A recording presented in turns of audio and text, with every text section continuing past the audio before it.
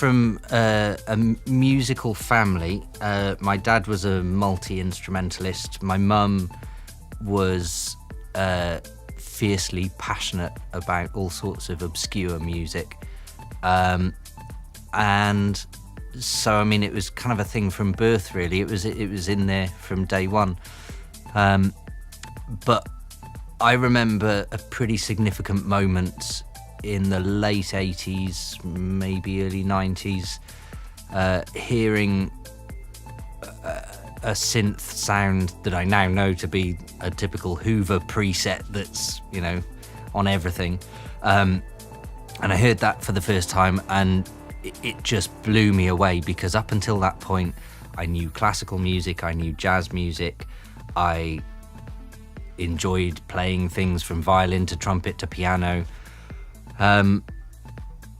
And all of a sudden I heard this sound, and I couldn't work it out. I was only maybe 8 or 9 at the time, and I couldn't work out what was making that sound. I knew it wasn't a piano, it wasn't a violin, it wasn't. Everything in my head at that age had been checked off, and I was sat there going, I don't get it. I need this sound in my life. So that was kind of the birth of I guess, me being inquisitive into sound design and electronic music as a whole.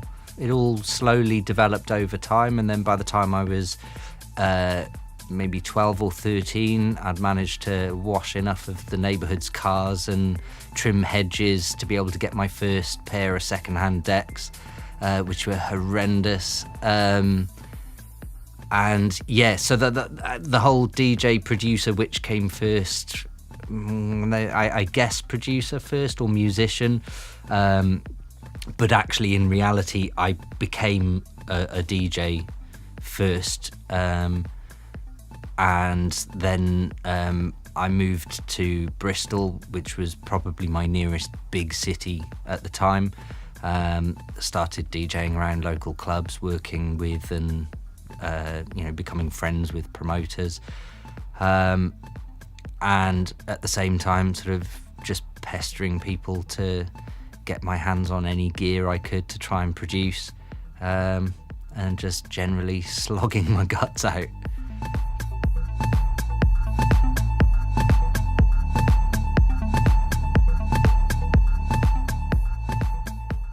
As a DJ and a producer, you're kind of very much in the limelight, but I've always been a nerd through and through, so it wasn't really about the big stage performance or whatever for me. It was about nerding out with computers and making new sounds or different sounds. And so I think becoming a sound designer for me was just as realistic as it was to become a DJ or a producer. It kind of went hand in hand, and the kind of music I've always liked has had some sort of distinctive texture to it that I've always aspired to achieve my own version of. And it gave me something else to nerd out over, basically. It was just yet another thing I could gawp at and experiment with, and that's really, again, what it all comes down to for me. Yeah, it kind of led from that to me then being approached by Loopmasters, who had decided they were going to do an artist series and wanted me to sort of feature on that, which obviously I gladly did, which had then grew into a long-term relationship between myself and Loopmasters, and I've now done countless packs for them, and actually set up my own sample library through them as well. And I think it was around that transition period where I started doing some of the Loopmasters work. I then got approached by F-Expansion to put together a preset pack for their strobe synth, or the Decam pack. So I did some of those presets, which introduced me to Steve Duda, who was also doing some of the presets as well. And then he invited me to start trying out some things he was working on. And yeah, kind of one thing led to another, really. So it's kind of a weird one that I've never really put together a show reel for any of my work, and somehow I just happened to be in the right place at the right time. And so, you know, I work very hard, but there's been some luck in there as well.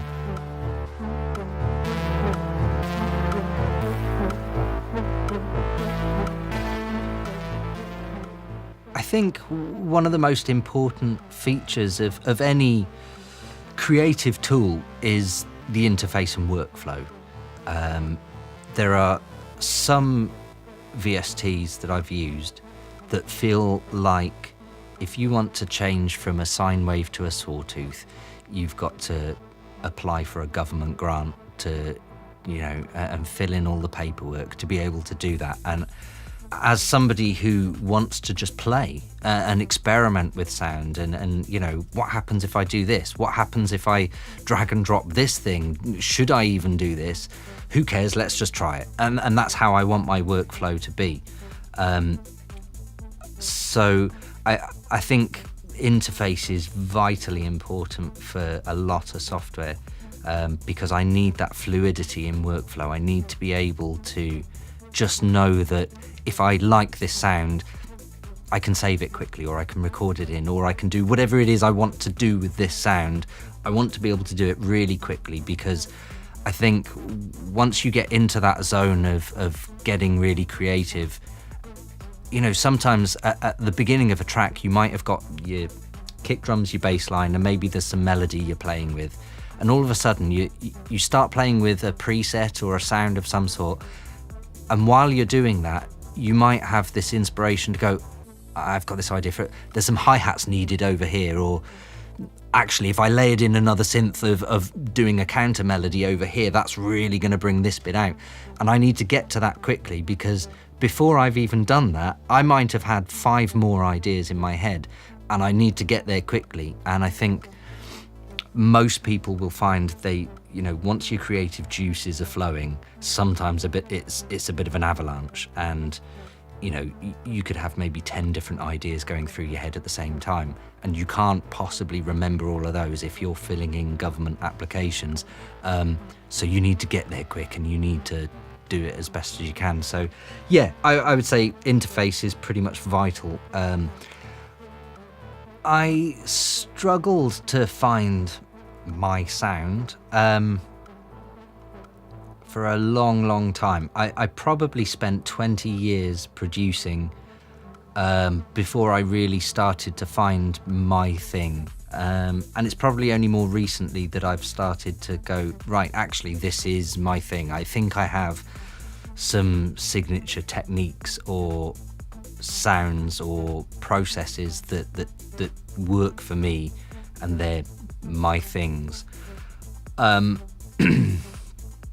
Yeah, I think it's kind of an interesting one, because so many producers out there spend so long trying to sound like someone else, and I've always known it in the front of my mind that that's the wrong thing to do. But I've done it myself, where a new producer's come onto the scene and I've gone, oh, I like that sound, how'd you do that? And I'll start playing with it, and then I get dissatisfied, because once I've learned to replicate that sound, and as a sound designer that becomes quicker and quicker, and you hear a new sound and you think, oh, I want to do that I want to play with, and